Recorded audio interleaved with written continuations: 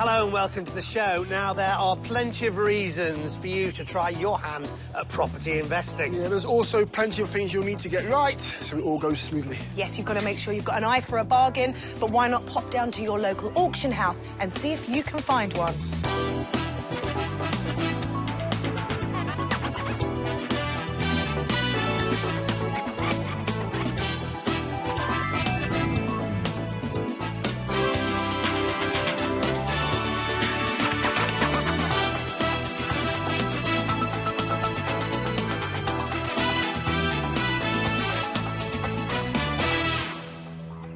Now, we always say, do your research beforehand. Read the legal pack and make sure you visit the property if you can. Yes, it doesn't mean there won't be any problems, but forewarned is forearmed. So what tempted our buyers on today's show?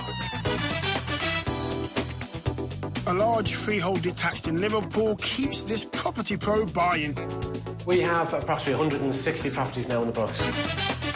A fledgling team take on damp in this 3-bed mid-terrace in Birmingham. Is this project number one? Our first one, our very first one. This is really exciting for us, actually. And this Kent cafe and offices is as far as this developer can go without his water wings. Once you get to Ramsgate, you can't go any further, otherwise you end up in the sea. All of these properties have been sold at auction. We'll find out who bought them and what they paid for them when they went under the hammer. Are you all done?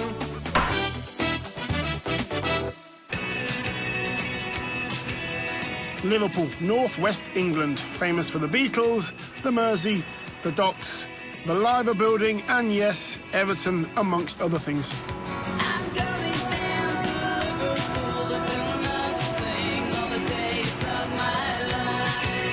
But I'm not going to Goodison Park this time. I'm heading for Orrell Park, around 3 miles from the city centre in the district of Walton.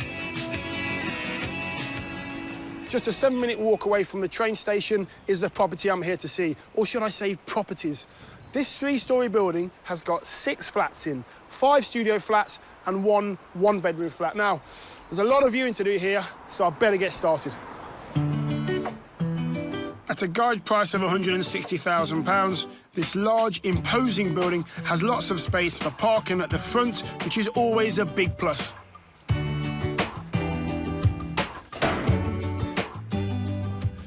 So into the first flat. This is the only 1-bed flat, but this is a good start. Nice hallway here. You've got your double bedroom at the back of the property there and a bathroom, a nice lounge area with a really lovely high ceiling. And you've got a kitchen in here, which is a decent size again, but for me, it's screaming out getting rid of this wall here and open up a nice lounge kitchen area, which would be perfect for me. If you can hear any traffic noise, it's because you've got this security shutter up here and there's no glass in the windows as yet. They are over there, ready to go in, but get that out, open it up a bit, make it nice and bright. 1 down and only 5 more flats to go. As I said, the rest are all studio apartments, meaning they don't have separate bedrooms. The first studio on the ground floor has the living room stroke bedroom at the front of the house. There's a small and narrow bathroom, but the kitchen at the back is surprisingly large, although it's missing a boiler. Up on the first floor, there's 2 more studio flats, and it's a similar story. In flat 3, there's evidence of a leak from upstairs. A reasonable-sized lounge-stroke bedroom, and if you find the kitchen a little disappointing, wait until you see the bathroom. It's a shower room, but they are a decent size for a studio flat. On the same floor, studio flat 4 has a smaller lounge, stroke bedroom, but makes up for it in the kitchen department, and with a real bathroom.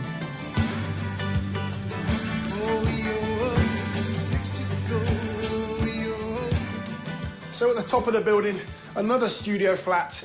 Nice little hallway space here. Large lounge, very large lounge in there. Well, for a studio flat, trust me, it's large. And you have a bathroom in here as well. Just need some updating, but again, nice and bright. Into this large kitchen here, which is very rare to have this size space in a studio flat. Now, having done this before myself, I'd be inclined to maybe think about changing the kitchen into a bedroom and maybe putting the kitchen in the lounge. So you've got a bit of a lounge kitchen area, a bit of a dining area, which is quite cool and trendy nowadays. You'll have a one-bed flat rather than a studio. I'd do the same to the final flat of the 6, also on the top floor. But what does a local property agent think that the rental values will be if refurbished as they are? Once they've been refurbished, the studio apartments will bring in £300 to £350 per calendar month, and the one-bedroom apartments, you're looking at £400 to £450 per calendar month. So that means if it was possible to convert the studios into one-bedders, they'd achieve £100 per calendar month more than leaving them as they are. At a guide price of £160,000, what could you get on the open market after refurbishment?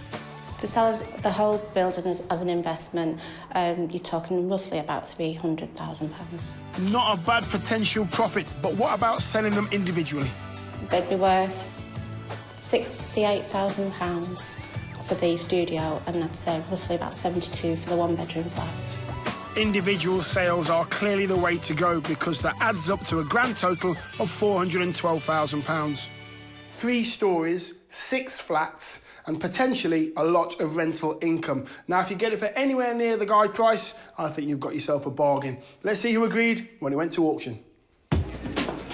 We'll move straight on to lot 174. Start me, if you will, at 150,000. By the pillar straight away on my left, 150.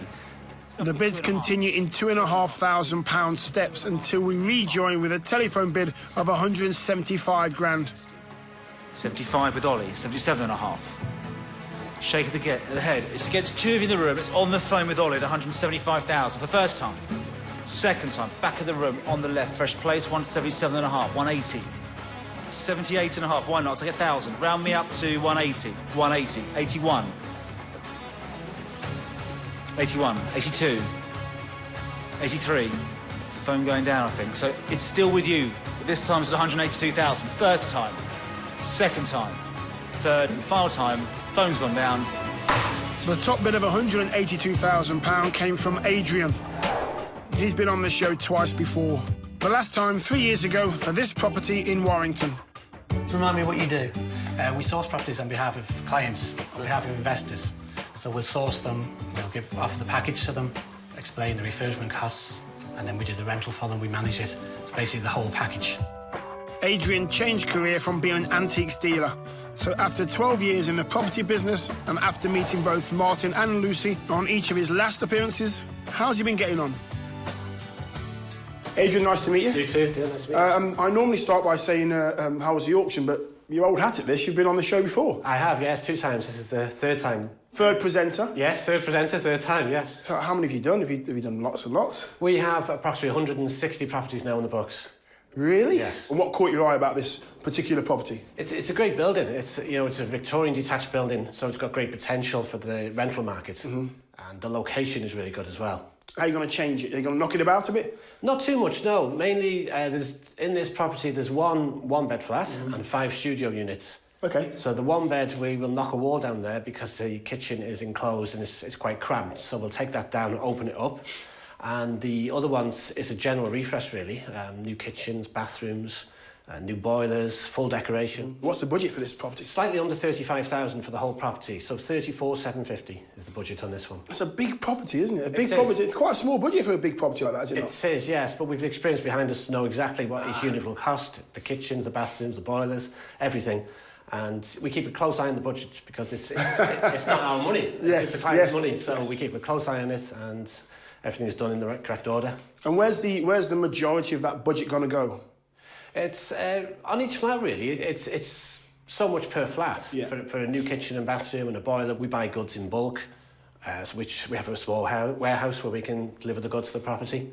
So. And do you have to get specific colours and designs from the people that you're buying for in order to put into the rooms, or do they let you just... They leave it to us because we've got the experience. Yeah. We know what colours to use, what kitchens to use, what worktops to put in. Sometimes the client will get more involved, which is fine, but we will put our inputs in and advise them accordingly. Is it fine, though? Do they get under your feet sometimes? No, mostly it's good. It is, yes. OK, so a budget of 35 grand on this one. Yes. And have you got people, you know, sitting waiting for this property? Or? We do have tenants who go on the list if we haven't got anything suitable at the particular time. So we have a list in the office, but we'll market it with the usual websites, the press.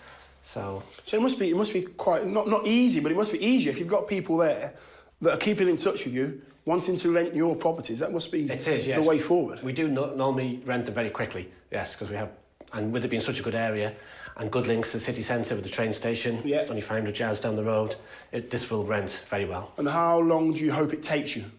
Approximately 14 to 16 weeks. Ready for people to come in and rent it? Ready for people to rent it, yes. So must be right. Good luck. I wish you all the best. Thank you very much. Thank you.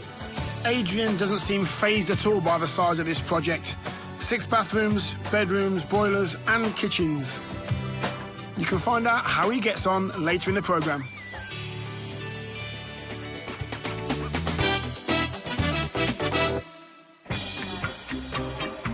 Only a 10-minute drive from Birmingham city centre is the popular suburb of Handsworth. You get more property for your money here than in the city, and you have good local amenities.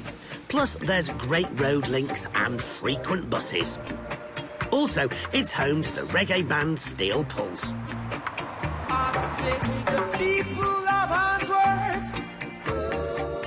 Well, 2 minutes walk from the local shops is the property I'm here to see. £58,000 to £62,000 was the guide price. For what? Well, it's that. A 3-bedroom mid-terrace. But just look at it. It's huge.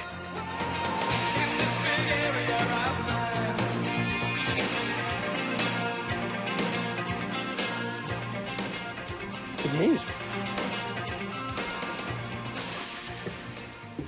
Wow. Well, as you might have expected, through the front door, and the first thing that strikes you is the height of the ceilings. That's terrific. It gives a real good feeling of openness. Yeah, it's a great start. Bay window there, so lots of light coming into this room, your front sitting room. And then through the property, a rear sitting room here, again, an open fire. Obviously, it'd be nice to have a fireplace around it, and then it'd actually be really quite pleasant. Very steep stairs leading up to your bedrooms. But then the property, not only is it very tall, it's very, very long. Well, certainly on the ground floor here, because you come through that room into this room here, which is your kitchen. My guess is this is an extension. And then finally, right at the back of the property there is your loo and bathroom. Now, I know I go on a lot about downstairs bathrooms, but imagine the scene.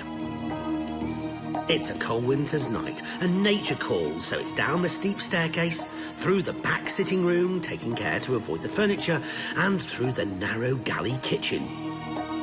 Probably, if you're anything like me, having done all this without putting the lights on. Oh. When you get there, it's a perfectly fine white suite, good enough for a rental property, and fine for having a bath. After all... What do you do in the bath? Well, you could have a shower, I suppose, in this one, and then you'd have to go back upstairs to get dressed. Those stairs really are terribly, terribly steep. But good news when you get to the top of them, a really nice-sized bedroom. So could this hold the answer to that bathroom problem? Well, I don't know. There's a big cupboard there through to the other side. Maybe create what they call a Jack and Jill bathroom, where a bathroom there, a door on either side to be accessed by both these bedrooms. That would be good. I guess it depends what's on that side, really.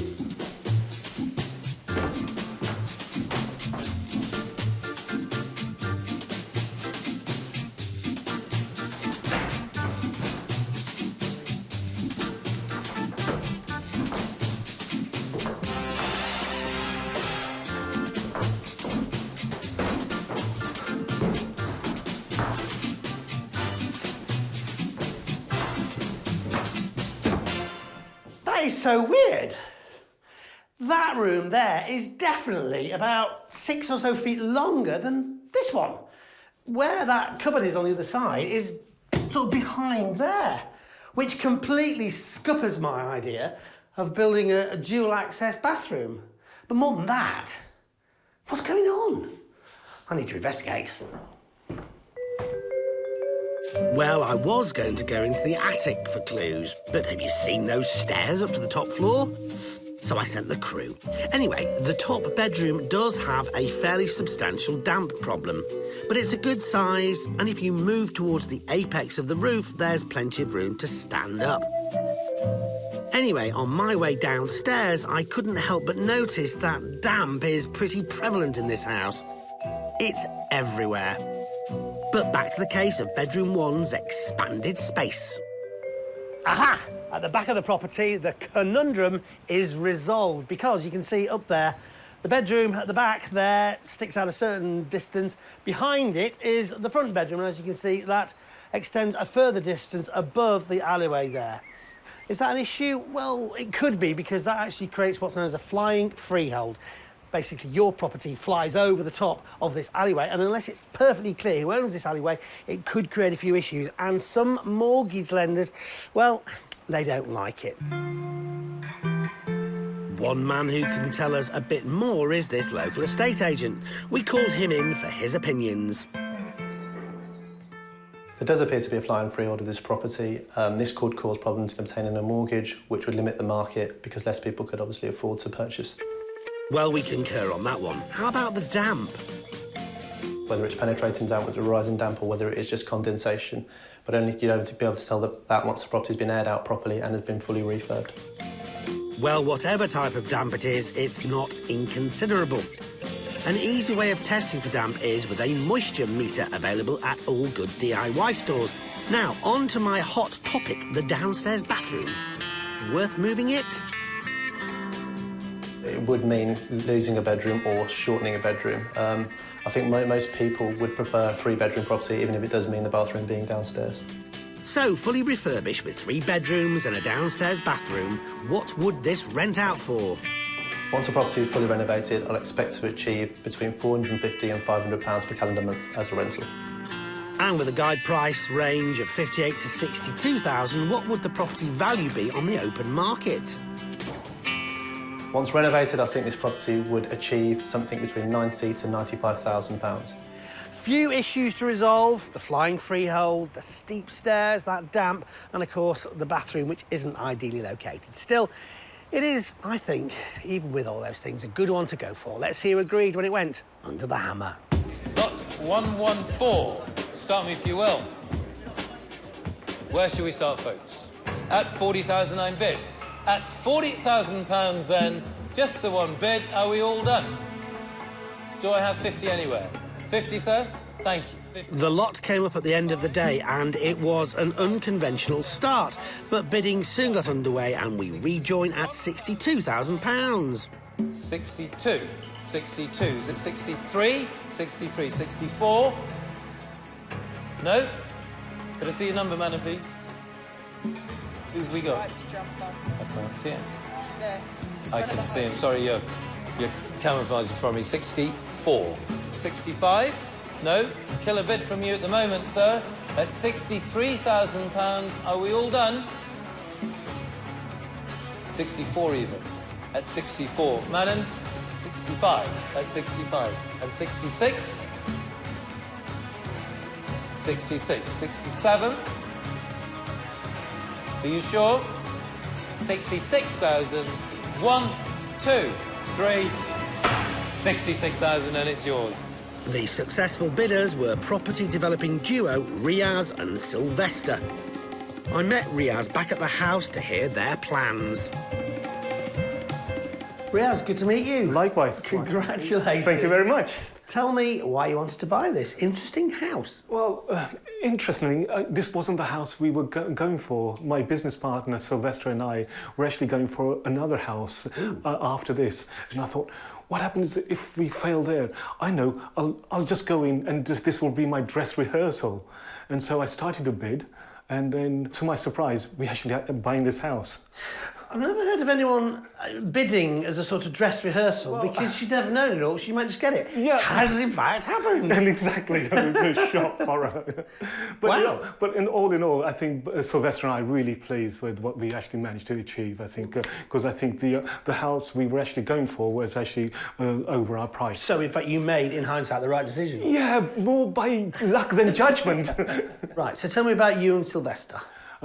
Sylvester, I've known him for 5 years or so. He's a builder, and so he then came up with the thought, well, so Riaz, why don't we actually, we get on well with each other, why don't we just, get into a partnership? So, great. Is this project number one? Our first one, our very first one. Wow. So, yeah, this is really exciting for us, actually. But we're hoping that, we've got grand plans that we'll actually buy some land and then start to build houses from scratch. So what do you do when you're not doing this? I'm a scientist and an inventor as well. Oh, wow, an inventor, that sounds good. What do you invent? Okay, well, what I do is actually invent polymer dispersions. Some of my inventions have been used for the glue in mobile phones, laptops. Wow. Others have been used for the coatings on the inside of food and beverage cans. Right. And you're the actual inventor? Yeah, your name? Name on the patents, yeah. Really? Obviously not with some by myself, some with the team, my team. But, wow. Yeah, that's quite cool, isn't it? Well, it's been a very interesting job, and so I've really thoroughly enjoyed it as well. Right. And why at this point go from research scientist and inventor into property? At this moment, I think this is like a stepping stone. I'm thinking in the future of taking early retirement, and so this will then help me to, ease my way into retirement. Tell me what you and Sylvester are going to do to the property. I think first thing is a lot of the walls are going to plaster them and make them nice and fresh and new in that sense. The kitchen leaves a lot to be desired. We're going to strip it out, and likewise for the bathroom. And then we'll obviously, there's a lot of work to be done in the garden as well. You got a 3-storey property here. Yes. And you've got the bathroom, through the kitchen on the ground floor. Yeah, that's unusual, but this is common for terrace houses in this area. Is it? If you wanted to, then perhaps you could convert one of the bedrooms, but then you lose a bedroom. So it swings and roundabouts. But I think because it's accepted, that we're just going to keep the same floor plan. Stay with that, okay. So top floor. Yes. Nice additional space, but very damp. Yeah, the drains outside there's some moss growing and things, so I think we just need to clear that out, and then we're going to replaster that anyway, so we'll be able to take that out. So what's the budget for the work? Oh, that's a good one. But we kind of back of an envelope calculation we did was to say, well, probably something like 7,000 to 10,000, that sort of thing. I think because there's a sort of like a ceiling in terms of the price you could actually attract, and therefore we don't want to go too high. And what timescale?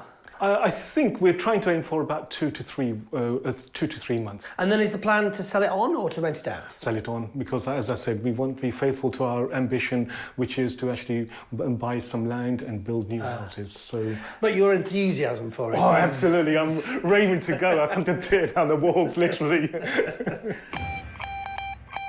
I think Riaz should be careful which walls he tears down.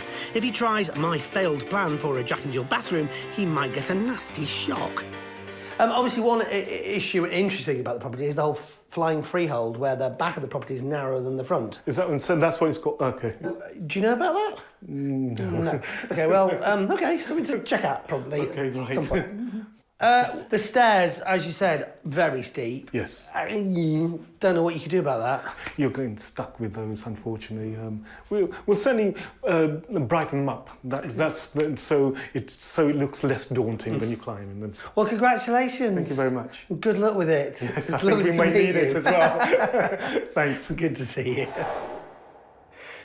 Well, there's no doubting Riaz's enthusiasm. You've got to love him for that. But that whole flying freehold issue may not be a problem to him, but could be when he comes to try and sell this place on. So, fingers crossed the solicitors can get that one sorted. In terms of sorting it out, though, he's got a good assistant stroke business partner, so no problems there, probably.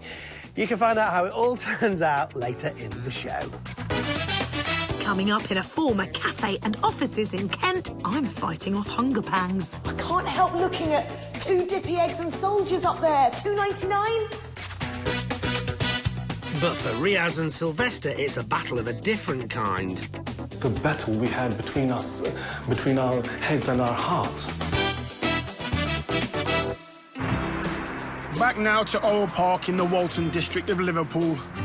Where earlier I looked around this 3-storey Victorian house, which had previously been divided up into 5 studio flats and 1 one-bedroom flat, where I thought there was an obvious alteration needed.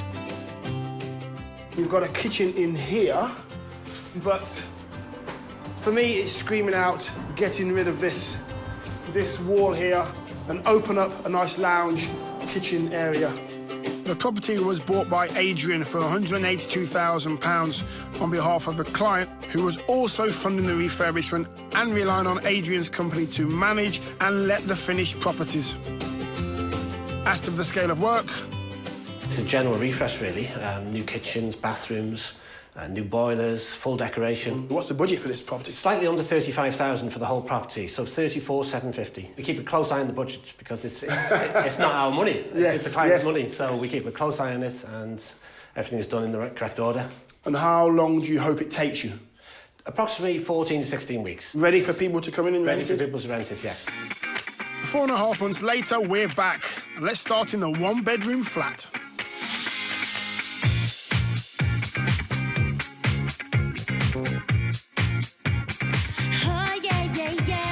So we've taken the wall out completely, and now we have a lovely open plan living room, kitchen, a nice modern kitchen. It's all one nice bright space, which works really well. And the only dedicated bedroom at the rear of the house looks like you could sleep in it now.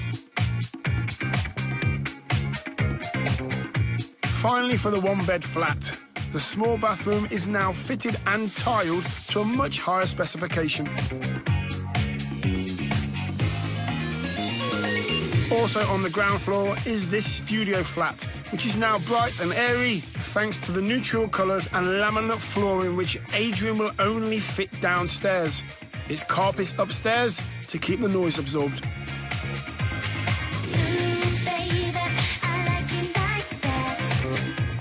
Previously, the studio only had a shower, but by moving the bulky radiator and plumbing in the heated towel rail, there's enough room for a bath now.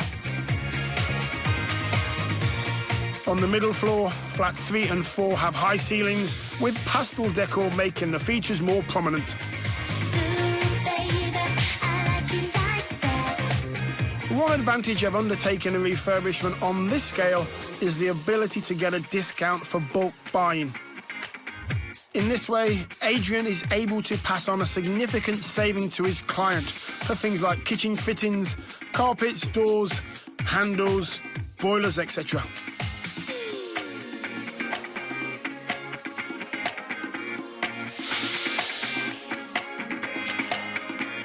The matching kitchen and bathroom units give the house a unified kind of appearance.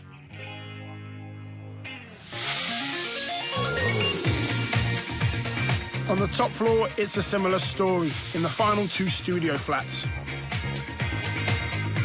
Although not as high in the ceiling department as the other flats, the eaves don't seem to encroach on the living space too badly.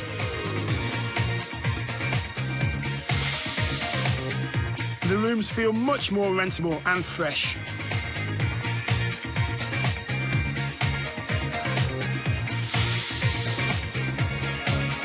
But when developing a house of multiple occupancy like this, it's not all about the kitchens, bathrooms and decor. There are strict regulations, which is something that Adrian has to keep up with.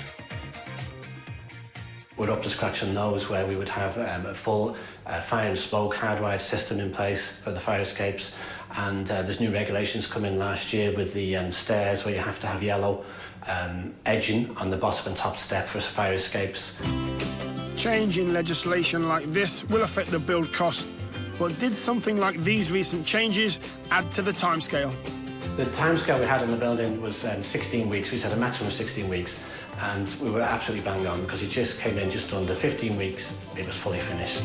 What about the predicted and precise £34,750 budget forecast? All the kitchens, bathrooms, central heating, everything, the exterior, the roof, everything was just under 34,000, so it's a really good result. Valuations on large properties like this can be significantly affected by things like location and rental demand. So we called in 2 local estate agents for their opinions, starting with the one who saw the property before renovation. The work that's been carried out is to very high standards. Looks really, really good. They've made fabulous use of the space. They've provided every facility that the new tenants would want. I think it's faultless, really. The agent's average sale value for the whole house is between £380,000 and £450,000. After a total spend of £216,000, that could mean a top profit of around £234,000 before taxes and fees. If Adrian's client decided to sell, that is.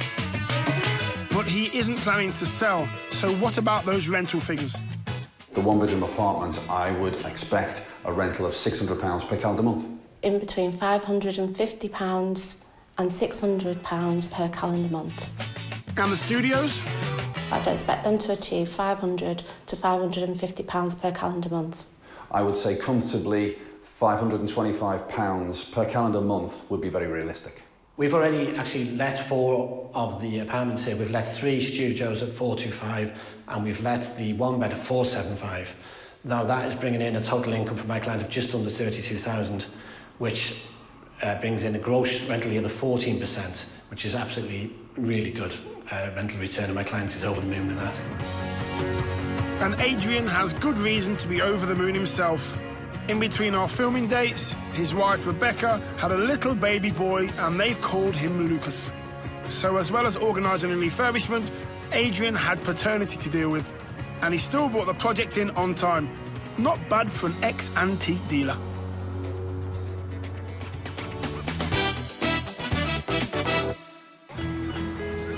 Welcome to Ramsgate, East Kent, one of the great English seaside towns of the 19th century. It's the only royal harbour in the country and is a member of the ancient Confederation of Cinque Ports. Ramsgate's main industries are still tourism and fishing. It's got one of the largest marinas on the English south coast and a bustling harbour. Also, a busy high street with lots of shops and cafes scattered around. Now that is exactly what I'm here to see today, a cafe, and it's just up there. Being so close to a busy high street area with lots of passing customers has got to be a bonus for a cafe. The coffee drinker lined up before the glass, thoughts look like. It's not actually just a cafe I'm here to see, it's this whole building. It's 3 stories, it's a mid-terrace, and the substantial property went to auction with a guide price of £140,000 to £150,000. I'm going to go inside and take a look around. Now, inside a really big space. It's in reasonable condition, which is good news. You can really imagine lots of seaside-y Ramsgate people sitting in here, eating their sandwiches and muffins. Now, the cafe only closed, sadly, for business about 5 months ago. We've even got a lift over here, look. I don't think it works, though. You've got the serving counter over there, the kitchen out the back here, empty of equipment completely. That's been cleaned out. So you can see, it all needs a bit of work, a new refit, but so far so good. And I can't help looking at 2 dippy eggs and soldiers up there, $2.99. Also on this floor is a customer toilet, and there's access out the back into a small backyard, which is rather taken up with this fire escape, which services the 2 upper floors. There's a large dry basement, which is perfect for storage. However, there is a downside to this property. The only way to access the upstairs space is through the cafe. Ideally, you'd want to create a separate entrance. Well, the upper 2 floors above the cafe were previously used as office space. On the first floor here, there's a bit of an odd layout with this internal room with this rather strange window. And then you've got 2 rooms in here to the front. Again, you can see it's all in reasonable condition. The only major thing is you might need some new windows. Come and look at these. But don't forget this is in a conservation area, so you will need to get permission to change these, and you may be restricted with what you can do, and it might be a costly exercise. As well as those large offices, there's countless corridors and a spacious ladies' loo on this level, so plenty of space to play with, and then more stairs up to the 2nd floor, and yet more rooms. This place really is mammoth. It goes on and on. Now, up here on the top floor, there are 5 more rooms all around. You've got lots of space here. Now, what could you use it all for? You'll probably have to keep the ground floor as a commercial unit because of its location within the shopping area. But recent planning changes mean it is so much easier now to get permission to convert former office space like this into residential flats. You will have to sort separate access to get in down the bottom into the front. You've got to bear in mind the additional cost of converting the property, including the fixtures and the fittings, and of course fire and soundproofing. But if you do get permission, I think creating flats up here would be financially worthwhile.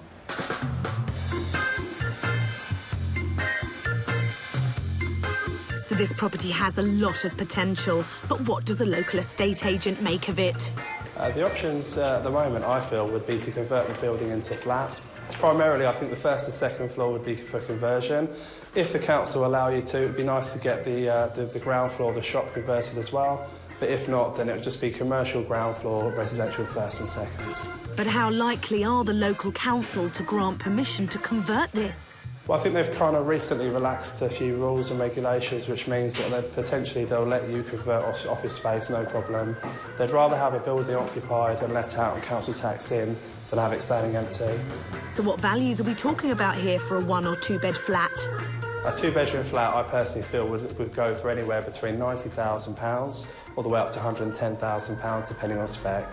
The sale value, I think, for a 1-bedroom flat would be anywhere between £75,000 up to £85,000. And what about the rental for a 2-bedroom flat? On average, we get between about £550 per calendar month to £650 per calendar month. And a 1-bed? For a 1-bedroom conversion, I think we'd get anywhere between £450 all the way up to £500 per calendar month. Commercial rental values for a ground floor cafe would be around £7,200 per annum, and just the cafe and basement could sell for around £110,000. So there is room to make some money with this one. This really is a huge property right in the heart of Ramsgate town centre, which offers plenty of options for business use or possible conversion into flats. But it's a lot of building to take on. So let's find out who bid for this one at the auction. We move now to lot 62, which is a ground floor former cafe. You've got the basement, the first and second floors as well. Lots of potential here. Lot 62, we've got a guide of 140 to 150. Start me at the bottom end of the guide, 140. 140 straight in, thank you very much. At £140,000 I'm bid. 142 do I see. 142. 145, sir. Was that one bid and finish? 142 I have at £142,000 I'm bid. You're out on my right at 142,000. 145 do I see anywhere else? Can I tempt you again with another 1,000? He says no. 143 do I see? Well then, for the first time, if there's no further bids, at 142,000, gentleman's bid on my left. For the second time at 142,000. For the third and final time at 142,000, then are you all done? Sold at 142,000. One bid. Or 2 bids. Regular viewers of the show may just recognise the successful bidder of the Ramsgate Cafe. It's Adrian, who has appeared on Homes Under the Hammer before. Last time we saw Adrian, he'd bought a former travel agent's with rooms above, which he then converted into an Indian deli and cafe with a 2-bedroom flat above. Adrian likes the mix of commercial and residential properties. I met up with him and his son, William, back at his latest purchase to hear his plans. Guys, congratulations. Lovely to see you again, Adrian. It's been almost a year since we met last. That's right, yeah. I saw you in Ashford. Yes, in that huge travel agency you bought. That's right. And you brought your son, William, with you today. Yep. So now, guys, I want to know the story. Why did you want to buy this at auction?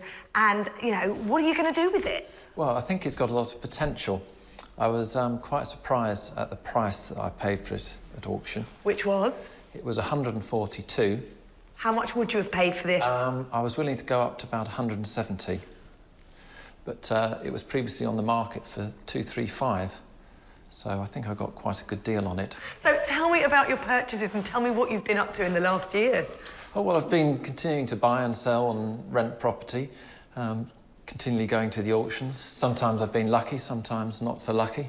And William, is this the first time you've seen it today? Yeah, this is. I just came along. So come on, William, be honest. What do you think when your dad drags you around places like this? I mean, it's OK. I'm not too fond of going to auctions, as that can take quite a while, especially if you don't pick up something. But when we go to the properties, I find them quite interesting. Do you like to see the finished result? Because in a state like this, it's not that exciting.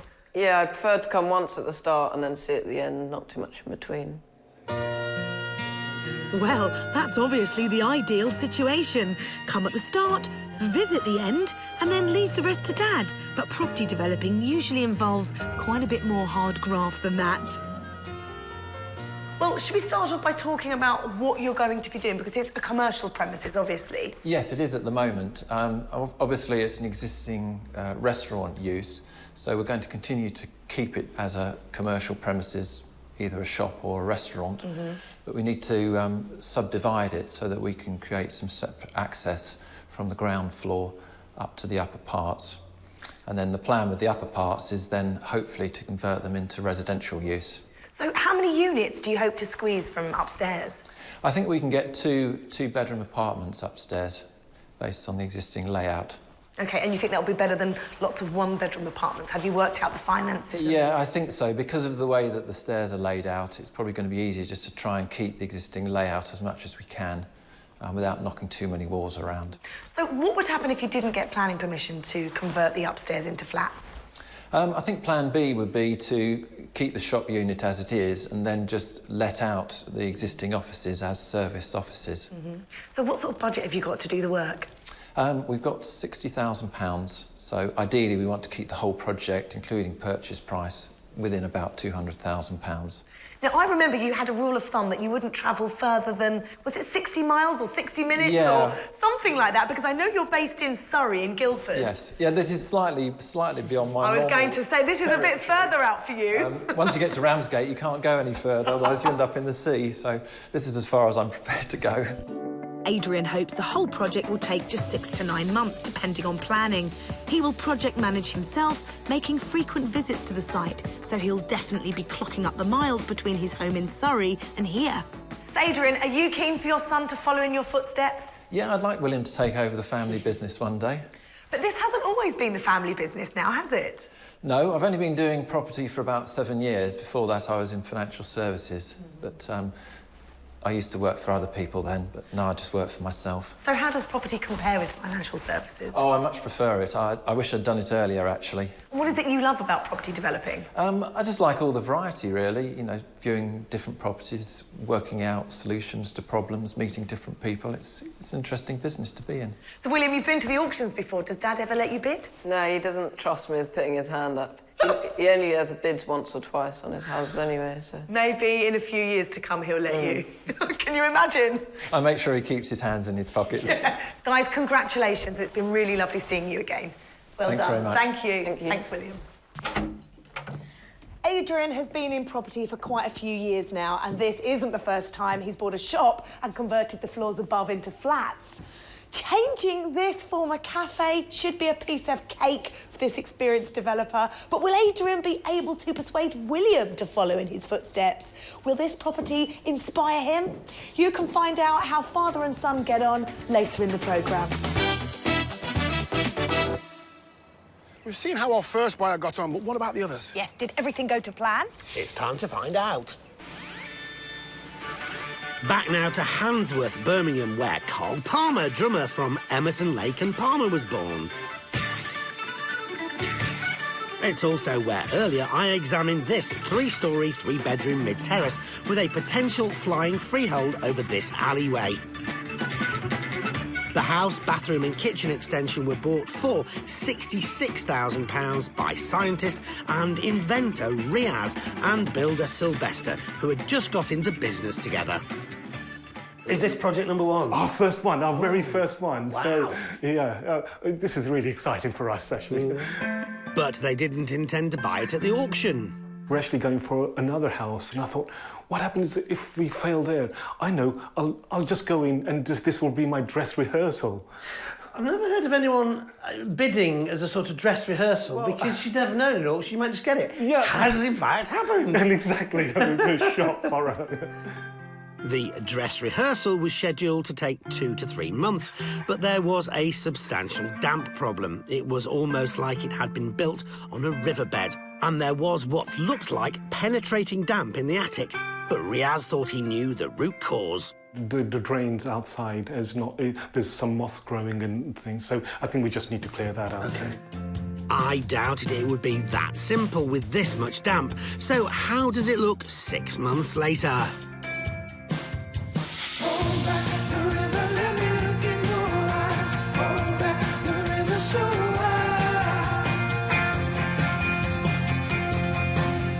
Well, the damp's been banished and it looks great.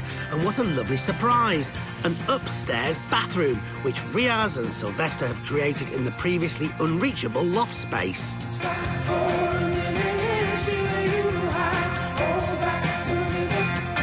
Modern units and two-tone clean tile lines are a striking addition.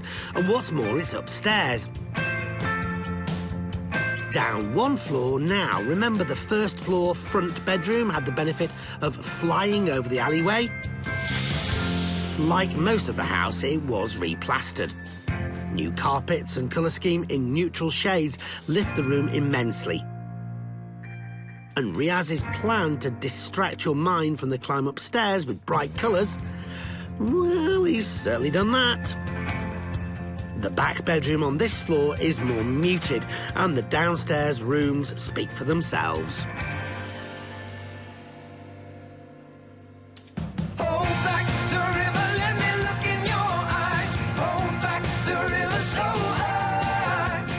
Apart from a few finishing touches, the new kitchen units and tiled floor make the most of the narrow galley style.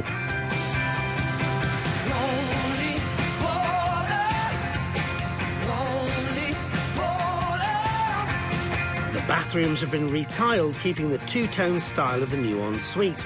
That and the newly tiled floor form the perfect backdrop for the new fixtures. New, that is, apart from the bath, which you may recognise from before, because it was deemed good enough to keep. Who better to tell us about the refurbishment than Riaz and Sylvester? The biggest problem we had was actually the roof. There was a lot of leaking which occurred, and some of the tiles were broken. They allowed the water to seep in onto the walls, sort of thing. And so we had to rectify the problem there. Sylvester's originally from Slovakia and has been a builder for over 20 years. But the roof here was one of the worst he'd encountered. We need to make new isolation on the roof because it was leaking inside. It was a big problem. It was very bad condition. The roof repair was a necessity, but can you say the same about rendering rear and front elevations? The battle we had between us, between our heads and our hearts, because we wanted to do so much, but there was always this ceiling price for the area sort of thing, and that we were quite mindful of that. It was a difficult task at the time. A difficult task that's taken them 3 months longer than scheduled. So what happened? We actually spent 3 months actually refurbishing my house, and there was an extension which Sylvester and his team put up, and so we kind of effectively lost 3 months sort of thing. Well, that's one way of getting a builder, I suppose. Go into business with one. Were there any unexpected things to come out of this project? As it's changed and evolved sort of thing, you think, well, actually, this is our first baby, as it were. Well, let's see if this baby's worth all the labour that's gone into it, not to mention cost. They paid £66,000 at auction, and Riaz calculates a further £19,000 on refurbishment and fees, making a grand total of £85,000. We invited 2 estate agents along to give us their estimates and opinions. I especially like the ensuite upstairs, and the rendering of the front elevation has made a huge difference. I particularly like the loft conversion with the ensuite, and the kitchen and bathroom are presented to a good standard as well. What about the flying freehold issue? The flying freehold over the tunnel entry I don't think is an issue. It's quite common. Flying freeholds generally aren't too much of an issue. They're quite common in this location. Well, that's lucky, but as I've said, they can be tricky when it comes to selling on, so always worth checking out. Now, Riaz and Sylvester were planning to sell on, but out of interest, what rental values would they achieve? Anything between £500 and £550 per calendar month.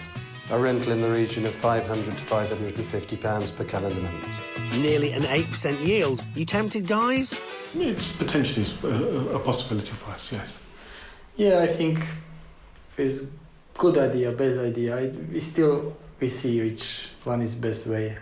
Let's check out the market price. I would put the property on the market at offers around £100,000. I would market this property at £100,000. It's not a million miles away where we'd expect it to be. Potentially a £15,000 profit. Could it be money towards that new build? We're going to the auction in a couple of days' time. We've got an eye on a plot of land which is quite near from here, about a mile from here.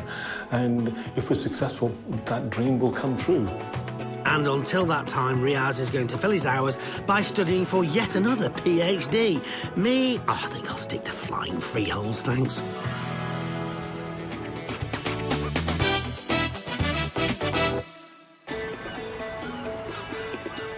Earlier, I was in Ramsgate in the district of Thanet, East Kent, where I looked around this three-storey commercial unit, which was formerly a cafe with offices above. The main problem I found was that you can only access the offices through the cafe. Even so, there was plenty of square footage. Got the serving counter over there, the kitchen out the back here, empty of equipment completely, that's been cleaned out. So you can see, it all needs a bit of work, a new refit, but so far so good. Here I met Adrian, who had brought along his son William to talk about what he sees as a snip of a purchase at $142,000. What are you going to do with it? Well, I think it's got a lot of potential. It was previously on the market for $235,000. So I think I got quite a good deal on it. That is a good deal. So we're going to continue to keep it as a commercial premises, either a shop or a restaurant. But we need to subdivide it so that we can create some separate access from the ground floor up to the upper parts. And then the plan with the upper parts is then hopefully to convert them into residential use. And William, is this the first time you've seen it today? Yeah, this is. I just came along. So what do you think of it then? Do you think it's good? Yeah, I don't really give much of an opinion on his purchases, but I guess I just go along with them. Well, they've proved themselves profitable in the past, so maybe that's the best way. Now, one thing's for sure, to turn this around will require an excellent strategy. And certainly not one, but two dippy. Adrian was working on a timescale of 6 to 9 months. We're back 1 year later.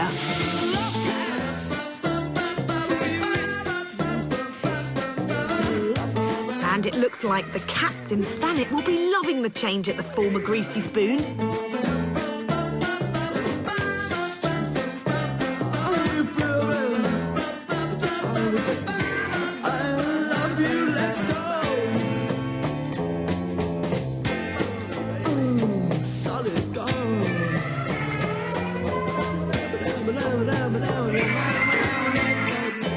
And the storage area that had old desks and drawers scattered around now, well, it's got plenty of reserve stock for future sale. In fact, there's plenty of reserve stock everywhere on the ground floor.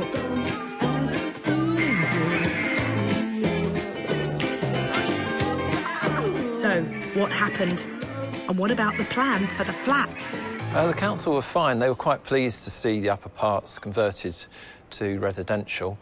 Their main criteria was they wanted to ensure that there was continued employment in the shop. So we've kept that as the commercial premises with the residential upstairs. It was soon after buying the property that this local charity were looking for larger premises. Adrian offered them a tenancy at will. That's where a tenant takes occupation without an agreement that specifies a definite rental period or even rental schedule, just in case you didn't know. But it would appear that Adrian had been a victim of the shop's success. Well, the shop tenants have been really pleased with the shop and trading has gone really well, so they don't really want to move out. But we need them to move out in order to do the development work. So at the moment, we're waiting for them to find temporary accommodation. Then we'll start the development, and then hopefully they'll move back in once the development is finished. But there have been other benefits of having a tenant. Obviously, we've been receiving rent for the property, and also we haven't had to pay business rates. And how are the plans for the upper levels going? Well, Adrian's finally got them passed for further development. Here on the ground floor, we've got a separate entrance into the flats above with a separate door to the shops. And then up on the first floor, there's a 2-bedroom apartment, and the same up on the second floor. We've used the space which was the old men's and ladies' toilets and created a separate laundry room and utility area. Externally, we've got to keep the same windows as we have at the moment. Adrian was hoping to replace the metal frame windows, which can be prone to rusting, but the building is in a conservation area, and so its character may have to be retained. Surprisingly, though, metal windows like these are still being manufactured after over 150 years, so it's possible to get units that look similar with added benefits like polyester powder coating and double glazing. So with all this going on, how was the commute from Adrian's home in Surrey to Ramsgate? Living away from the property hasn't been a great problem. Once we set up the shop tenancy, I haven't had to do a great deal, and they just keep on paying the rent, and we've left it at that so far. And have there been any unforeseen twists and turns whilst renovating the property? Well, we found some cooking oil in the basement, and I approached a local fish and chip shop owner over the road, and he was very pleased to come and take that away for us, so that saved on our site clearance budget. Adrian's business model is to buy to let premises of principally mixed commercial and residential use. So we called in 2 property experts. First, the chap who'd seen the property a year ago. How has the development delay affected things? The market's had time to improve over time. Prices have gone up a little bit as well. Rental values have increased, and we've had the election out the way, so now things are just sort of simmering down and getting back to normal. Having waited sort of 12 months, the market really has improved of late, and I think it's going to be, he will be able to maximise his investment. Adrian's refurbishment budget has risen from his original £60,000 to £80,000. Now, this is mainly due to the costs associated with removing the lift. This would take his total spend to £222,000. So what kind of return is he looking at? As far as the rental's concerned for the flats, because demand is so high at the moment, I could be imagining around about £550 per calendar month. I think between anywhere from £550 to £650 per calendar month, depending on spec. Yeah, that's quite a big range. I would say probably about £600 a month for the flats. I think the potential for the shop would be probably between about £7,500 per annum to £10,000 per annum. I think, obviously, having a lease on the shop, you're going to be looking at around about £7,500 per annum. Well, we're currently renting the shop for £9,600 a year. I think once it's done up, we should be able to push that up to about £12,000 a year. Assuming Adrian gets that top rental of £12,000 and his estimated rental for the flats of £600 per calendar month, that would give him a yield of nearly 12%.